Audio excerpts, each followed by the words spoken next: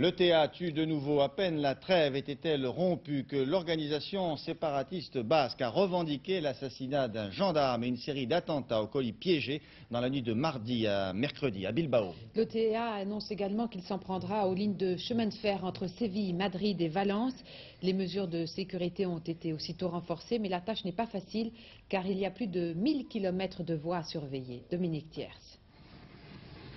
Sécurité maximum autour des gares espagnoles, l'organisation ETA a réaffirmé ce matin qu'elle avait déposé des bombes à retardement sur les voies ferrées reliant Madrid à Séville et Valence.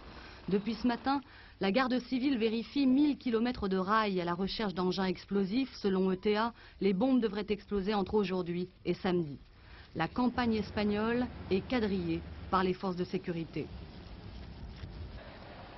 Les Madrilènes tentent de garder leur calme, mais ils sont nombreux à avoir annulé leur voyage. L'information est prise très au sérieux, car il semble bien que ETA ait décidé d'une violente offensive. Hier matin, José Galvo de la Hoz, un garde civil de 51 ans, a été abattu par un commando de 3 personnes alors qu'il était au volant de sa voiture. Le meurtre n'a pas été revendiqué, mais les policiers espagnols ont la quasi-conviction qu'il s'agit bien d'un acte des membres d'ETA, le premier attentat mortel depuis la rupture de la trêve le 4 avril dernier.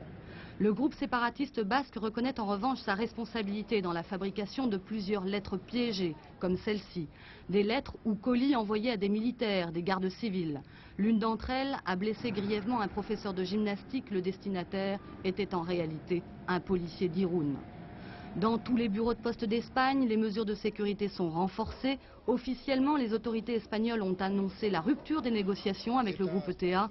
Ces mêmes autorités ont demandé à la France d'accroître sa pression sur les militants présumés d'ETA qui vivent de l'autre côté de la frontière. C'est sans doute ainsi qu'il faut analyser l'interpellation de 3 personnes hier soir, près de Montpellier. Et ces 3 personnes interpellées étaient porteurs d'un revolver et de fausses pièces d'identité.